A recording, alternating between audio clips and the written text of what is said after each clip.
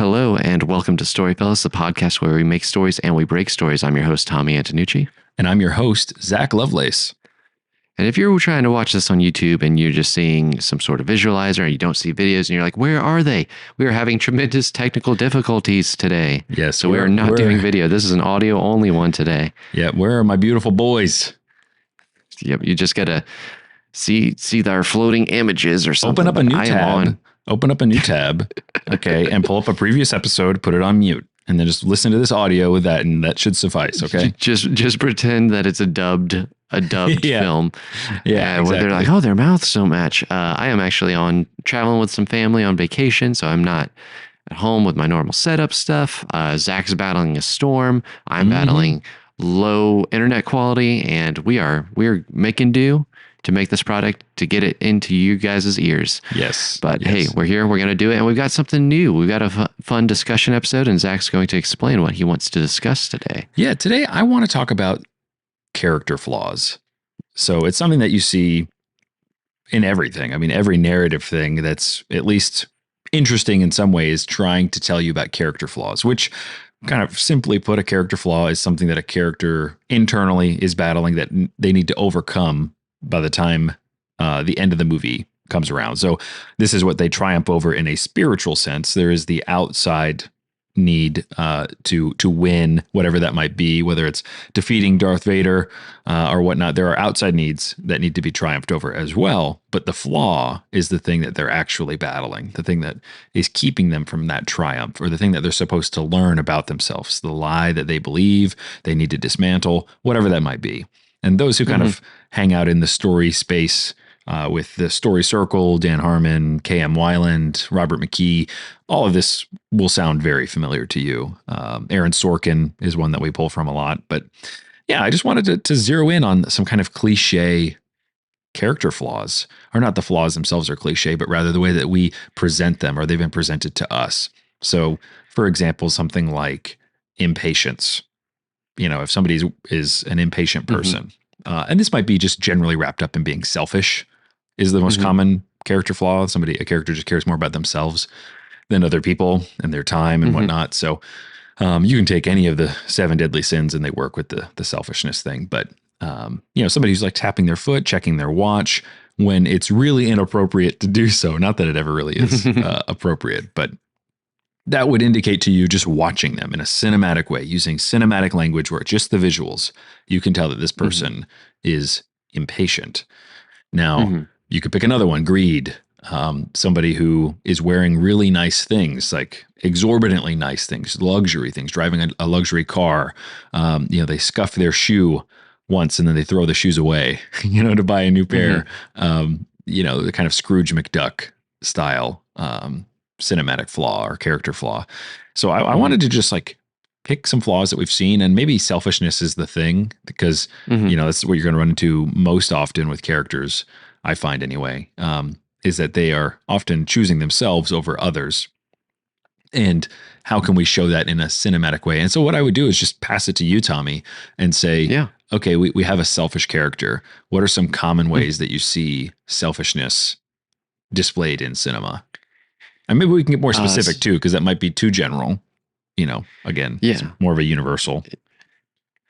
But no, selfishness is one that is seen a lot in cinema, and it's kind of, there's only so many ways that you can take your protagonist, or even a not protagonist, and show that they're bad. Like, I feel like so many uncountable protagonists in stories are selfish to some degree, and they have to be taken through this journey to see that, the humility is the answer.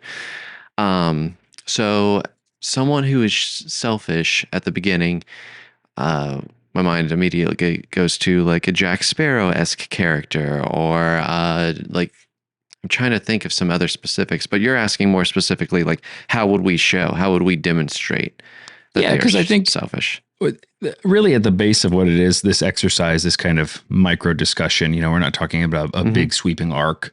We're not spinning this type of story for you. We're just looking at a tiny little thing, which is, how do we show a character with their flaw?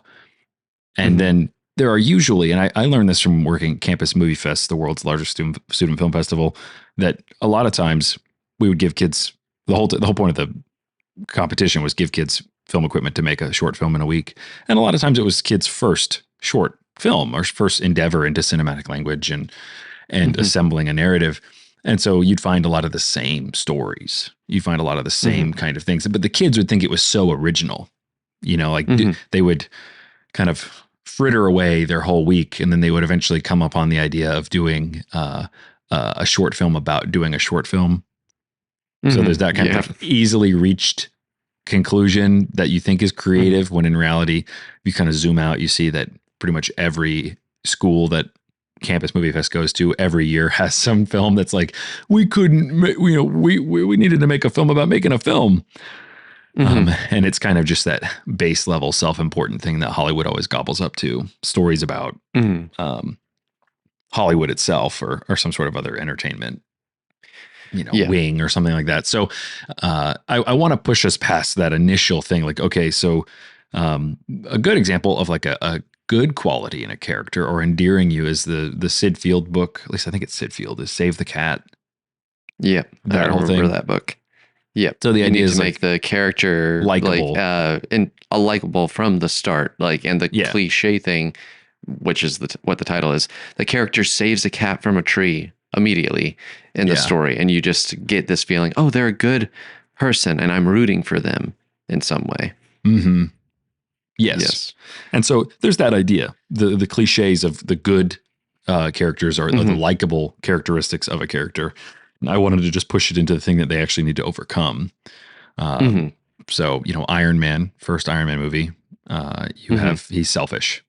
And he's just, I would even push it further and say like maybe hedonistic, really only about his own pleasure, not just selfish. So I do think selfish is maybe too much of a universal. It's a little hard to play in that space, but yeah. So I think you could pick a Seven Deadly Sin and kind of go from there. And we can construct something. I think that's just a really helpful benchmark to go from. And it's like, okay, this is this person's flaw. This is how their selfishness manifests. Yeah. And I think it's funny because I think through some of the stories that we tell on this podcast and some of the things that we kind of come back to, because I don't think we come back to selfishness as a base root a lot. I think we deal with cowards sometimes, where they start as a coward and they have to overcome that. Which, when you dig down into cowardice, it's really just it is selfishness to some degree. It's pride. It's like it's your self-preservation over the obstacle that's presented to you. Yeah. But I do think cowards make good stories, especially if you're starting with a coward and you have to turn them into something else. I think that it's literally the hero's journey, because you are facing this adversity. Whereas it is interesting because starting with a coward, you have to build them up. Whereas you start with someone who's just insanely prideful, or a Tony Stark, you have to break them down. Yeah. You have to destroy them. Yeah. To reset them. That's true. I almost want to dig into cowardice then, or being fearful, I guess could be another way to put that. But at the same time, like you said, that is kind of a trope for us to push into kind of the remasculator plots. We've brought that up, like men who have kind of dropped the mantle of being a man, don't care about protecting, that kind of thing. And then they need to pick it back up at the end, or over the course of the events of the story. So I do think going in the Iron Man kind of route, somebody who's really hedonistic, I mean, that seems so easy. And you've seen that a ton. You pick any, R-rated, X-rated HBO show, and it's like, okay, there you go, showing you somebody being hedonistic. And it's not just sexual things, obviously. It's like, again, I can see Tony Stark buying a pair of shoes. Yes. Yeah. Throwing away a pair of shoes just because they got scuffed by somebody, just to buy another pair. That is obviously greedy, as well as just plain old hedonistic. It's more about, or even, purposely destroying something so that somebody else Mhm. couldn't use it. I guess that's just being petty. Um, Yeah. but yeah, it's an interesting thing because we're talking about the inner space of the character more than what the outer space, but it does have an expression in the outer space. Um, Yes. So you know, you're saying, so if we were going to explore this hedonistic character, we're starting with a hedonistic character. How will we communicate to the audience that they are hedonistic without being too on the nose about it, so to whether speak? on the nose or just like too cliche. Um, Hmm. I think hedonistic as well as like womanizing is kind of a Hmm. hedonistic characteristic. Drinking, even a Hmm. party lifestyle. I mean, that's why Iron Man pops into my mind. Um, Hmm. but yeah, that like if you wanted to show that character, um, that is also like a what is it? I guess that's the Iron Man's arc is the riches to rags type thing. Yeah, kind of. Although he stays rich, it's like him realizing, like he's faced with the repercussions of his actions, basically, because Iron Man is he's rich, he's doing whatever he wants, he makes weapons, he doesn't really care about it, he's just doing it and pushing it, and it's making me more money. And then he comes face to face with terrorists that are using his weapons Mm-hmm. and seeing the impact that he's having. It's kind of like once you can't put the genie back in the bottle. Like he can't, which is kind of interesting because that's kind of his whole like long arc, not just in his one movie, but in all the movies of his development of like needing to realize that he's trying to protect people. Mm-hmm. And he wasn't doing that at first. And then when he realizes, like, oh, the thing that I'm doing, the thing that's paying for all of my hedonism, so to speak, is actually hurting innocent people, then it forces him to have to make some sort of change. Like he can't like live with that knowledge and just Yeah, continue doing the same thing he's always done. yeah, that's the inciting incident, or well, really close up to it. Is Hmm. him seeing his name on the missiles and stuff, which he knows. Obviously, he's there to Yeah. test the missiles out, but I guess it's to I'm see the. making weapons? Yeah, I wait a thought we minute. were making toasters. Yeah, we make guns. Yeah, he's just totally lost on that. No, no. What does this business do again? Yeah, Comes into the boardroom. He's like, what do we do here? What is yeah. happening? What really? Really? That's funny. Another Uh, good example, I think, and she's not the main character, but I do think Jenny from Forrest Gump kind of has this, mm, okay. where you just see her kind of run aground chasing her own pleasure. Hmm. She's a junkie. She's with one boyfriend after another. Hmm. Those are obviously tragic things, but that's what it is. I mean, the person is a slave to their appetite. A Hmm. drug addict as well would also be somebody who you could kind of classify as being hedonistic. So, maybe this is an interesting little side note here about bringing this up is that it actually is kind of hard to pin down. All these flaws. They're like grapes. They come in Hmm. bushels. They come in Hmm. bunches. Hmm. And so you try and hold on to like pride Hmm. as like the main thing that you want to say, Hmm. and Yeah. but pride has so many expressions. Like pride could be impatience. Um, it really depends on the story. So you have to get hyper specific after a certain point. But I pick on somebody like Luke Skywalker. I think Hmm. it's really more of a coming of age story. Um, Hmm. and maybe the flaw in those characters is really more naivete. Hmm. They don't know enough about the world. Hmm. Um, and so they fly in and get hurt, or they other people around them get hurt. They're too frivolous. They don't Hmm. take enough responsibility.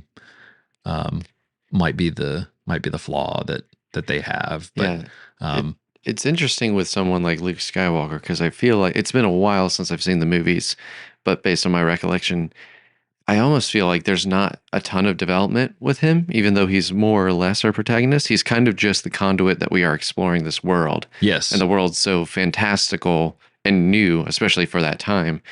It's just like, yeah, sure. I'm game. Like the story's really not about Luke as much as he is the protagonist.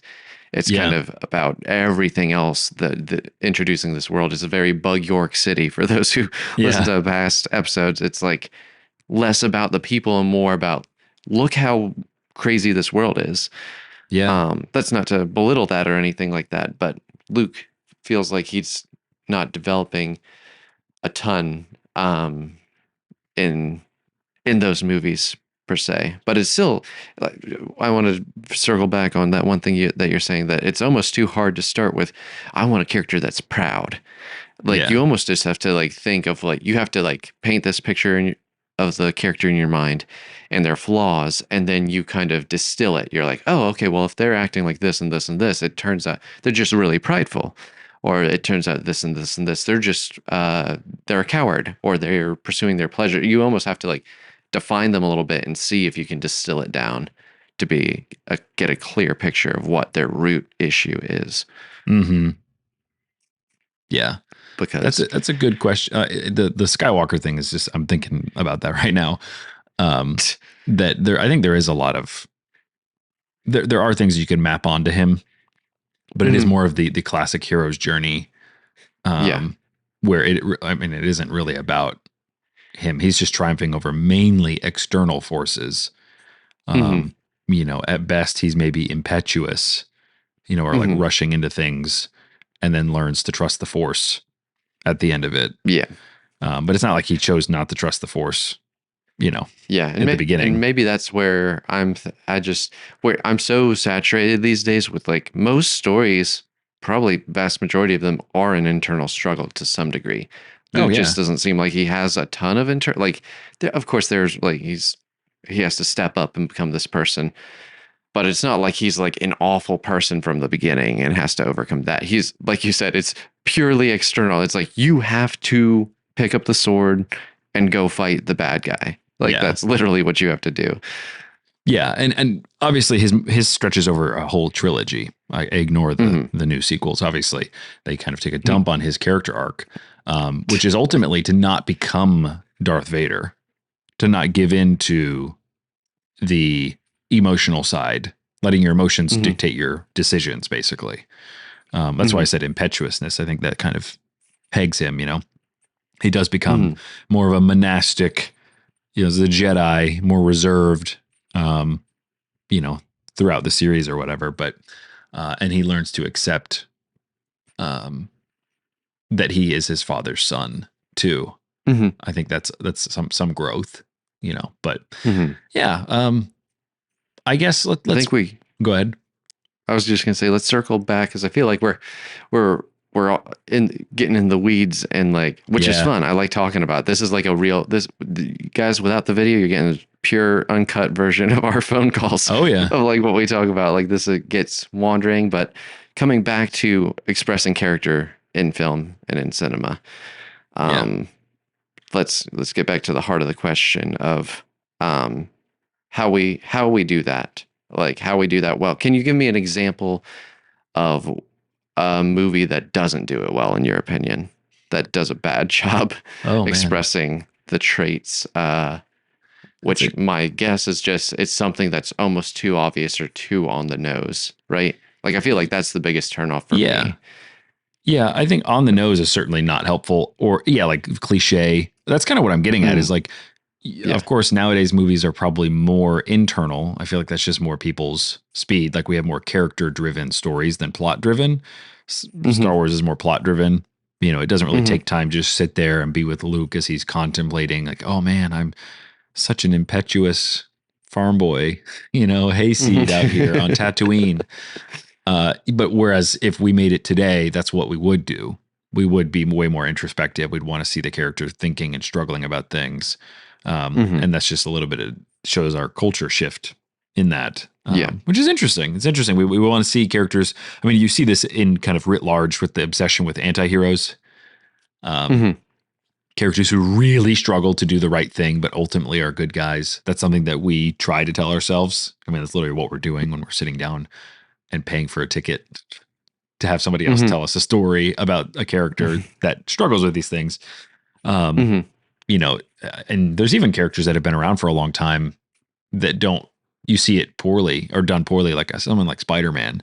The original Raimi movies, I feel like you really understood Peter Parker was trying to learn how to handle the new responsibility of being Spider-Man. And, with great power comes great responsibility. And he often is at odds with his selfish desires to be like, I want to just be a normal guy. See that in Spider-Man 2 when he just hangs it up kind of thing. Yeah. Just tries to be normal. And then now you have new trilogies and stuff. And I think the Andrew Garfield Spider-Man movies might be a good example of like doing this poorly. Not only because we've all seen that story before. So it's like, okay, you're not really taking me anywhere. Like I've already seen him overcome this battle, this exact character. And I can't say that it's any more impactful, and that's not really on the Garfield movie's fault, at all. It's just maybe a little bit of. You said Garfield movie, and I was picturing the cat. Yeah, like, I know. Like, wait, what? Did we jump subjects? Did we jump to a different movie? No. The Amazing Spider-Man movies, but yeah, they, if anything, they hold the character. Like they don't even spend the time. We talked about this a couple of episodes ago when we talked about shorts. I think maybe a different episode. I can't remember. But the idea that the Raimi Spider-Man movies are not that cynical about life. And then you get to the Andrew Garfield ones and it's, again, not very sure. You also see bad motivations with and bad flaws with villains a lot too. Like we're talking main characters right now. But someone like Electro, and we're really going to pick on these movies now, but someone like Electro from the Amazing Spider-Man 2, none of his motivations really made that much sense. And you start getting pulled out of a movie when you don't understand a character's philosophy. And that has more to do with villains, obviously.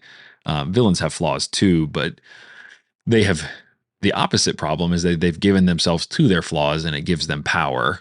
And that's how you can have like a foil with the main character. You always see the dark version of the main character is usually the villain. And some of that can get kind of boring. It's like, oh, he's like Spider-Man, but he's all black. And, he's evil. Yeah, he's got the dark suit and stuff like that. He's like like Scott Pilgrim, where he's like the anti-Scott or whatever, where he's just totally the negative ghost version of him. Negative Scott or something. Which I think, like you said, and if you've listened to past episodes, Zach's very good at finding that balance because it is very satisfying if you can do that. But I also can see why people don't always do that because it is. I think it can, if it's overused, could get old, and you're like, okay, yeah, it's the opposite version of them. Yes. So you're trying to balance the two sides of things, exactly, of making it interesting while also making it satisfying. And if you can like find that balance and do a little of both without being too like, oh no, we've got the opposite guy here. Exactly. I think that's the sweet spot. The shadow version of him. But no, I appreciate that compliment. I think the nega chins of the heroic landscape. Oh man, that is a Fairly Odd Parents reference, isn't it? That is a deep cut. Or like Mecha Godzilla. Somebody who's just like a complete clone, but evil. Evil clone, essentially. It is the purest form of the character triumphing over that inner problem, that inner flaw of theirs. Because it's literally just an exteriorized version of it, or externalized. Maybe I kind of just made up that word. But let's pick a flaw here. And kind of like you said, get back to more of like the nuts and bolts of this. Let's pick a character who, let's see. He is, oh man, and now I'm like flooded with options now. I'm just examining in my mind here, like places to go here. Let's just go with a character who isn't tender. Like he is just gruff. Tender? Yeah, he's gruff. Okay. So we have this like gruff exterior. Yeah. So gruff, like a Wolverine-esque character. Perfect. Exactly. So now showing you cliche ways, like with Wolverine, would be, him not hanging out with people. That's like a very generic, like 30,000 foot view of it. But, or like insulting people to their face. What do they call you? Wheels? Yeah, he's brooding, he's solo, he's rude, he's like sarcastic. he's trying to be, he doesn't want to interact with people. He's Yeah. trying to be I think a loner he's a loner mhm, is the thing, that mhm, these are lone wolf characters. Now, of course, the easiest way to depict this is just showing them being alone. yeah. But also, I think they hate themselves when they're alone. That I Mhm, think that is something that you see is like they clearly are brooding, you know. So, mhm, what are some ways that we've seen this before? Again, drinking by yourself. yes. I zero in on Lethal Weapon with Mel Gibson. Self-destructive behavior. You know, he's Mhm, drinking. He's contemplating taking his own life. You know, he's struggling mhm, with a lot of other things, but he has this gruff exterior, and this is obviously a very masculine flaw. Like I'm not okay being vulnerable and talking about something or overcoming it, whatever that might be. Usually this person has been hurt in the past, like they've been vulnerable. In Wolverine's case, I mean, you could probably pick a million ways, but he's had loved ones killed in front of him. So now he's like, well, I'm just not going to love them anymore. Like, I'm not going to extend myself because I'm afraid if I do, I'm going to get hurt again. That's usually what it comes down to. Um, mhm.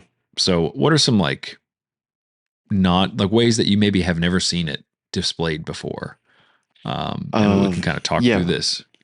yeah. No, so at the core, it is some level, like any loner as we see them in movies, is some level of self-preservation because, like you said, they have gotten hurt by people, or people that they've cared about have gotten hurt. You even coming back to the Sam Raimi Spider-Man, that's literally what like he breaks up with Mary Jane because he's thinks he can't be Spider-Man and have her. Like Yeah. it's too Yeah. dangerous. So then he's a loner. And then it's not like they, as much as Wolverine's like, I'd rather be alone. Like any loner character doesn't really want that. They want connection Mm-hmm. and some sort of love, but they're afraid. They're either afraid of failing as they're reaching for it, or they are afraid of hurting the people around them. Yeah. And when the only reason I elaborate on all that is that gives like the clear, like that is the level below.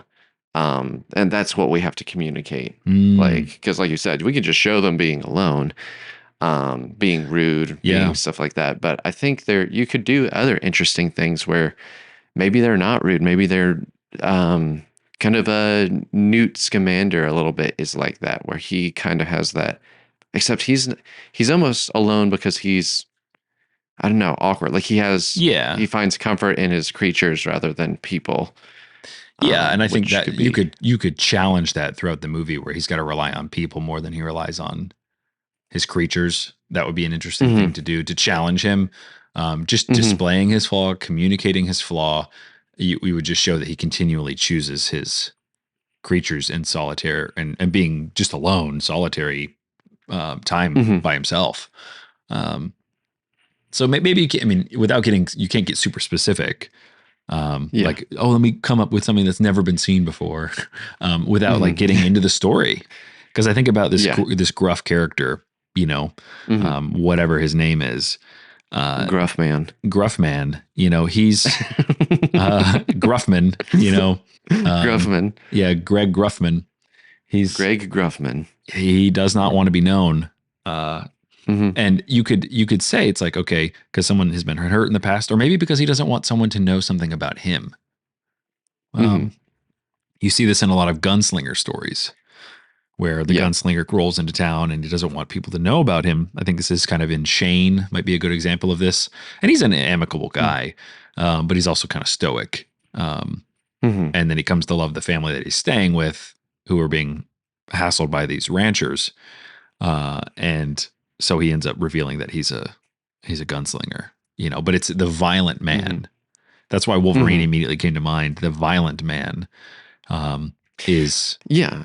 is a lonesome man because he carries the guilt, one maybe of the violence that he perpetrated, but also because he doesn't want that violence to be perpetrated on others around him, innocent people, and he sees himself ultimately as being corrupted by that violence. Hmm.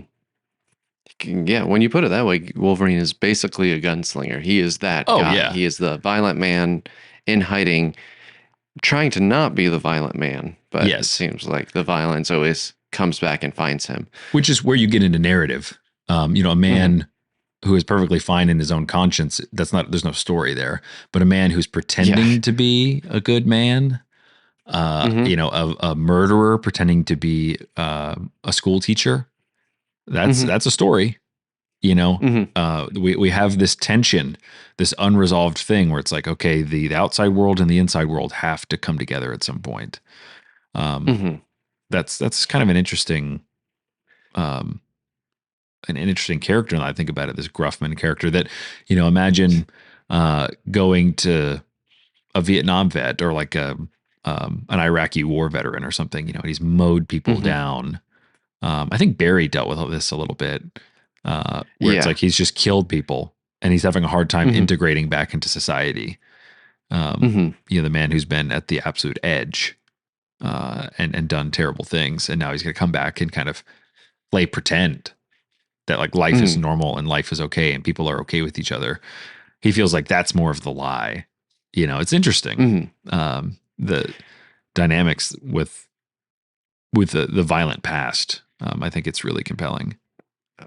It is because it naturally someone who wants to change their ways because like you said it's not very interesting if they're a violent bad person who's content with being a violent bad person. Like Exactly. at that point they're the antagonist or they're the obstacle from some other person's point of view. But the person who wants to, Barry's a perfect example of this, and we still need to do a Barry episode at some point Yeah. because he, like you said, he's been on the edge of it. They obviously make it a dark comedy by it's not just him trying to get back into normal life. He's like wants to be an actor with these very Yes. over the top theater troupe people, and that's what makes it funny is you have that extra level of absurdity in the world he's trying to integrate. He's not even integrating in a normal world. He's integrating in this like weird world that he doesn't understand is weird because he doesn't know what normal life is. Oh yeah, and I think they quickly. I mean, we're in like a micro Barry episode at this point, but he very quickly figures out, um, or the writer, sorry, very quickly figured out um, that they had something like a different story on their hands. It wasn't just the comedy, because I think it Hmm. started out that way, where it's like, oh, and he does this improv troupe, kind Hmm. of like skit comedy type stuff with people, Hmm. and in reality, it's about him finding different faces to wear, running away Hmm. from the man that he is, and eventually that all Hmm. has to evaporate. And so it's like they went for the perfect symbol for the absolute opposite thing that he's or the thing that he wants is he wants to wear all these fake faces. He's trying to pretend. So he goes somewhere Hmm. where people are like really bad at it, for one. Like Yeah. everyone else is really bad at acting. Hmm. Um, and not all of them, I guess I should say. But yeah, this idea that he goes to people who put on faces for a living. Hmm. That was the Yeah. engine. That was the engine that they found that made it more of a dramatic show, in my opinion. A dramatic show that's funny rather than a funny show that Yes. it's dramatic. Um, Yep. So yeah, I Barry's a agree. good example, and I do quite like those gunslinger stories.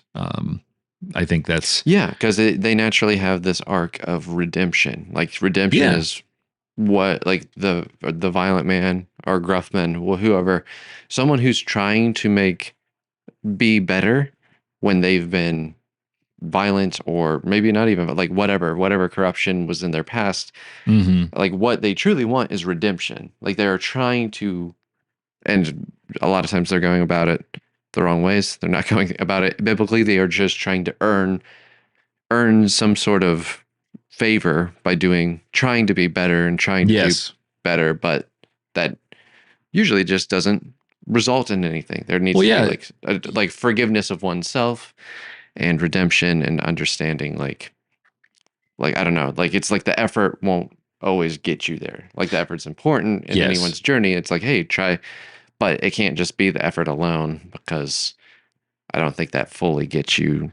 That won't Yeah. restore the character. They need like Usually, forgiveness from the person they wronged or something like that, you know? yes. I think usually you have a big sense of grace, or a grace is a Hmm. big mechanic in gunslinger stories where, um, Drive is like this as well.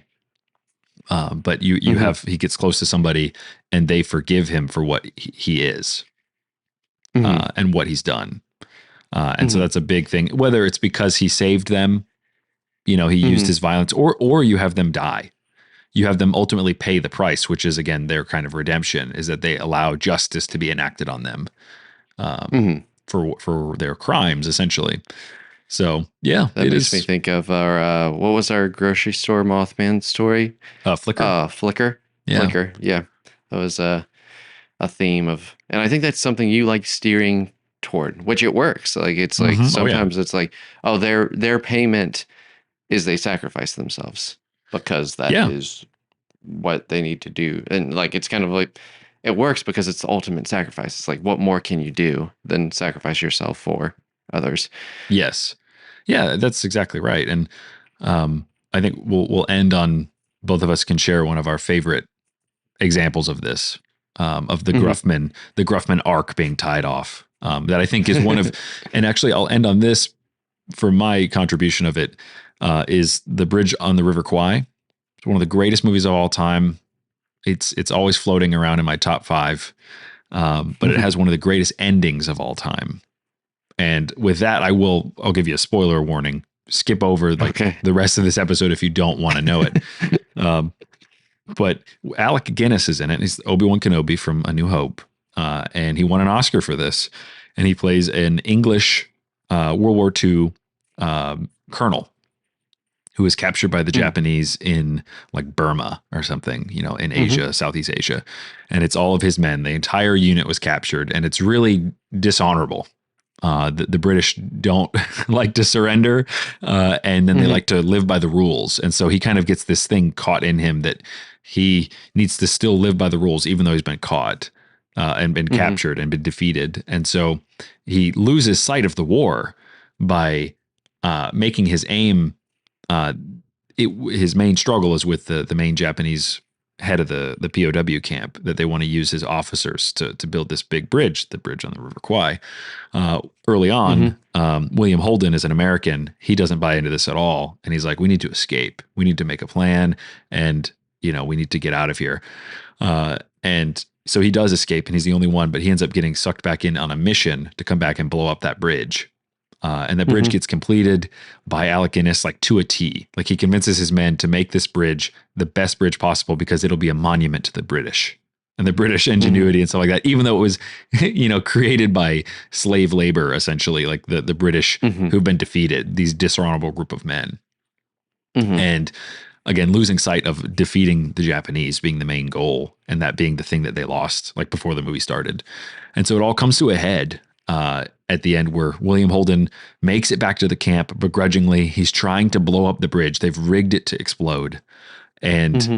uh, you have Alec Guinness sees this plot happening, and he goes down to try and stop them. So he's an Hmm. Englishman, an allied soldier, and he's trying to Hmm. stop these allied men from blowing up this bridge, which would effectively help stop the war. Hmm. And he ends up finding the long explosive thing with the plunger on it, the box with Hmm. the hammer.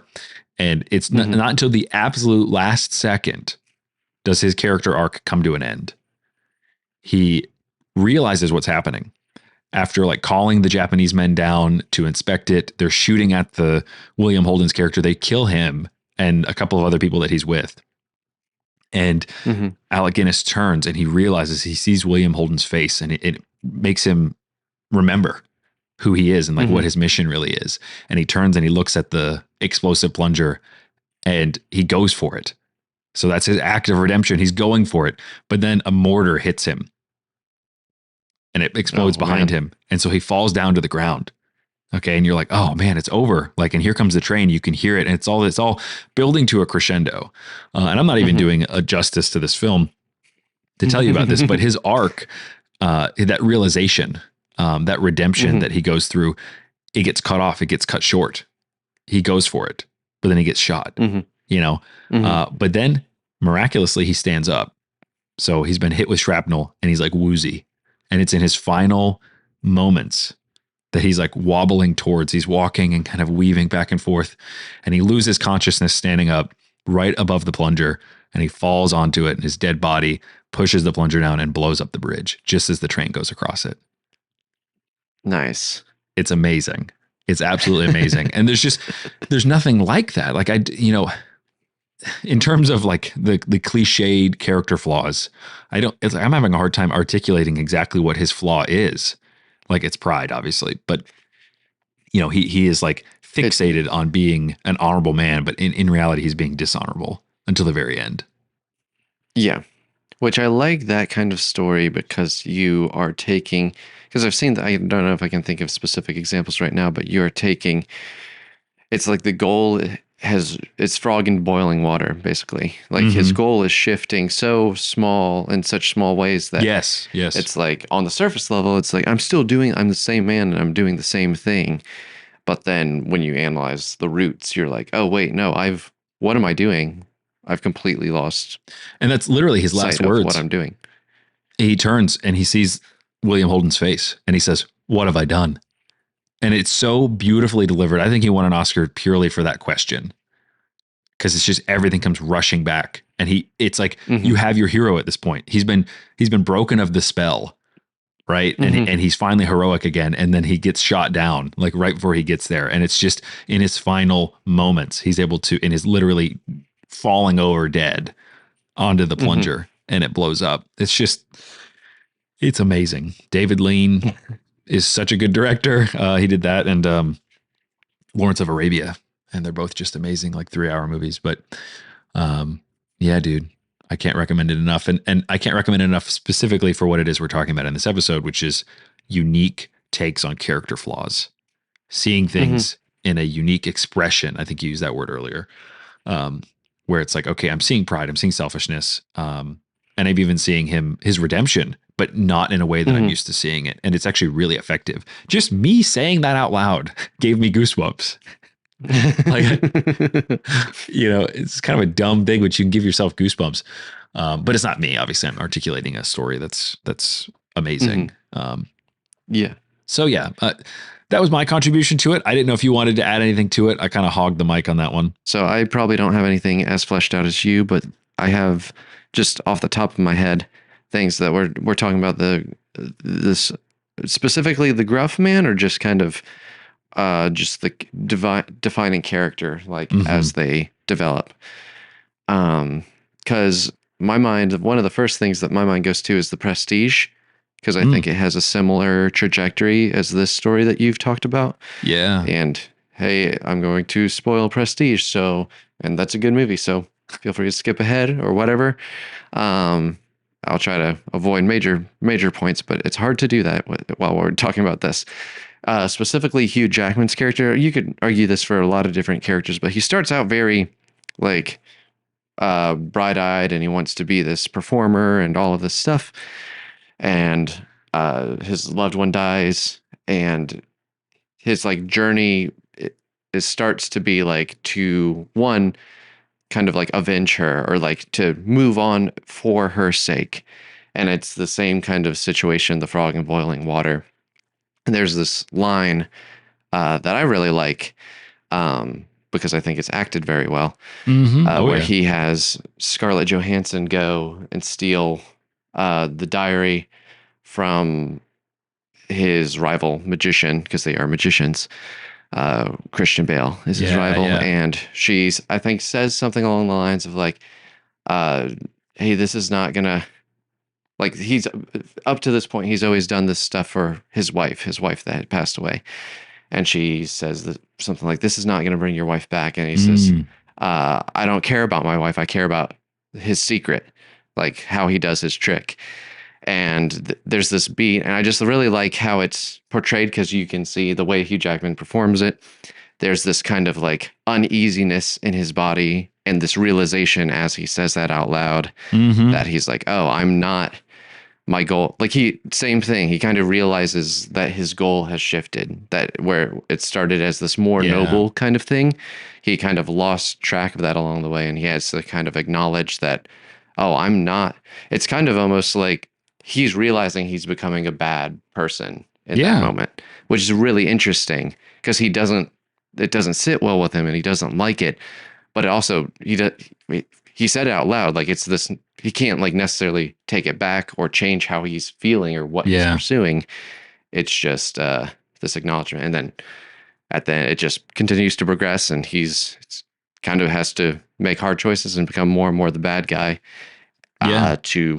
And it destroys him. These things he's pursuing don't satisfy him and lead to destruction and his downfall in the end. Yeah. So that's kind of my example of that similar situation. No, that's really good. And I think something that pops to my mind with that is that it's earned. You know, that dialogue where he speaks his mind, the character literally says their flaw, like their controlling thing out loud. That's really hacky. Unless it's earned, like that one through a great performance, obviously, but also that moment, it made a lot of sense that he would just snap, and then his true motivation, would be the thing that he uses to clamp down on the shame that is supposed to be that Scarlett Johansson's character is bringing to him. So, yeah, I mean, both that and the Bridge on the River Kwai, they both really earn their amazing character moments. Like you don't get to the most powerful line in a 3-hour movie being "What have I done?" without feeling the weight of everything that he's done, and then how close they were to stopping it. And that all he needed to do is like just turn and hit the plunger. So that's amazing. Yeah, both of those are really great examples of using characters in very unique ways, expressing their flaws in unique ways, and then earning it. And by it, I mean like character revelation, characters triumphing or not triumphing. I think both of us have characters. We chose ones that are eventually just consumed by their flaw. There's a minor redemption for Alec Guinness's character at the end, where he makes a move to do it, but isn't really fully cognizant. He made the decision to go back to the light, but wasn't able to live through it. Whereas Hugh Jackman's character just completely is consumed by his desire to beat Christian Bale's character. Yeah, and it's like you said, these moments, it's hard to earn it because like anyone could write on a page, they do this, they say this. But like if you don't earn it, then that's when it becomes like what we said at the beginning, hacky or cliche. And it's like, this guy's like, I don't care about my wife. I only care about this thing. Yes. Like that would be, if you came out from the first 2 minutes and someone said that, you're like, okay, wow, this guy is very, very on the nose, very cliche, very flat. But yeah, if you bury it and you see him loving his wife and you see the mourning that he goes through and you see that he's like, well, I'm going to do this for her. And then he gets caught up in this revenge and like it's a gradual thing that when he says it, you fully believe it. It's not hacky. You have that moment of like, oh shoot, he realized what he just said when all of us heard it at the same time. He didn't know it until he said it. Yes. And that's the kind of cool Gollum-esque type thing. Just totally consumed by your love of the ring, so to speak, that you're not even in control anymore. You're just a total slave to that desire that has blossomed in you. And yeah, they're both great examples of that. And I think you're right. You could take these hacky short films that we've seen, where people are speaking on the nose dialogue. The characters are saying exactly what they want. There is no subtext or anything. And those people aren't wrong. They just pick the wrong moment for that type of dialogue. Yeah. Again, that gets back to the earning it. Yeah. You need to kind of, that's one of my most biggest critiques in reviewing scripts is just making it feel real. Like in whatever world, and I'm sure we've talked about this on the show before, what you can define whatever world and how your world works, but then you have to live by it. If you're going to make something really realistic, like people need to talk and say things the way that real people would say things. Like they don't just come out and say people's names. They don't just say weird forced lines to expect like I'm feeling this way right now. Like no one does that. You have to show it. You have to come back to it. You have to earn it if you are going to make them say it. And like that's the trick of writing. Like if the writer, I don't know who wrote the screenplay of The Prestige. I guess Christopher Nolan. Christopher and Jonathan Nolan. The idea, whatever. But at some point they probably realized like he needs to say this. He needs to acknowledge he doesn't care about his wife anymore. And then the journey is like how do we get to there where it makes sense for him to say it? Because we can't just have him say that. Like, we have to get there. And it's working on multiple it's cool. vertices too. It's working on multiple vertices in terms of the character development and the character's journey. So in that specific instance, it's also to alienate him from Scarlett Johansson. So and to push him further, so he has that level of self-awareness, and even though he knows, now he continues. That's a worse level of damnation than if he just was totally unaware of what it was that was happening. Because you have plenty of other movies that have that same. I keep thinking I won't belabor this one, but I was thinking Liar Liar with Jim Carrey.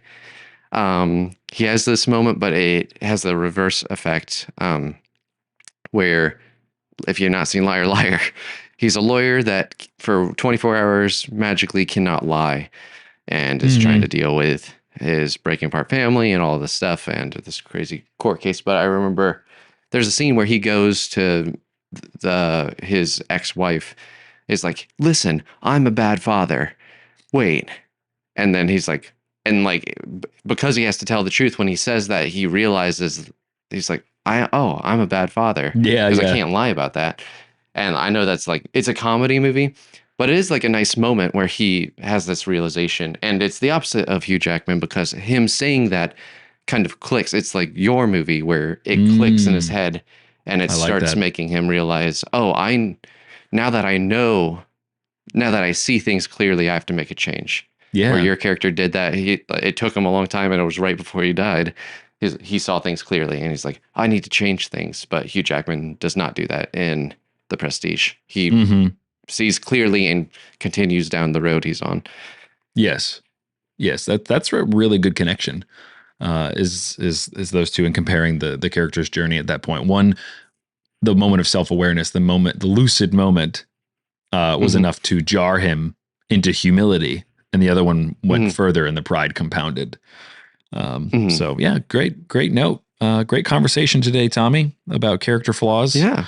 And how maybe we can escape some of the cliche type stuff. I know we didn't get into a ton of like mechanical type stuff with that, but I think you guys can get an idea that, one, it's a lot more complicated than just being like, hey, let me show this person being mean. You have to really understand what it is your character wants and what they need. And that's truly just the character's spine, their engine. Yeah. And that's what I was saying at the very top of this episode, is that character is action. It's decision. Whether the decision is to run away from the battle and be a coward, you're telling me everything about that person. So how can we tell stories that don't rely on the cliches? We're not saving the cat, and we're not, being mean to old ladies or whatever it is that, you would show this guy, or being hedonistic, being a party animal, like Tony Stark, just drinking and all this kind of stuff. It's like, of course, those things are helpful to know, like the cliche versions of that, that can only happen in so many ways. But like, how can you show this same kind of thing in an interesting way that maybe communicates something else at the same time? Because that's something that you get into, or that you just kind of illuminated, was that a good line and a good moment in a movie, it's doing multiple things. It's not just saying that the subtext out loud. It's also alienating another character and pushing your character further, or it's pulling the one out of his spiral of lying, or not lying, I guess, and being able to be humble. So anyway, good stuff. Yeah, it's a good combo. It is good. I appreciate you bringing it up. It's fun to talk about characters. Listeners, I know this was a bit more abstract, and we went a lot of different places, but this is kind of how our creative process tends to work. I feel like it's a lot of bouncing things off the wall until we realize and gain some new insights from things. So hopefully you guys enjoyed it and benefited from it. Yep, exactly. And I guess until next week, we'll see you next time. See you guys. Bye. See ya. Thank you all for listening to StoryFellas, a part of the Pemmican Studios podcast network. Check out our show notes for bonus material, links, and more. To find out more about our current projects, send us messages, and suggest ideas for the show, go to storyfellaspodcast.com. If you liked what you heard, share the show with a friend. Word of mouth is the best way to grow this community. Until next time, go make and break those stories.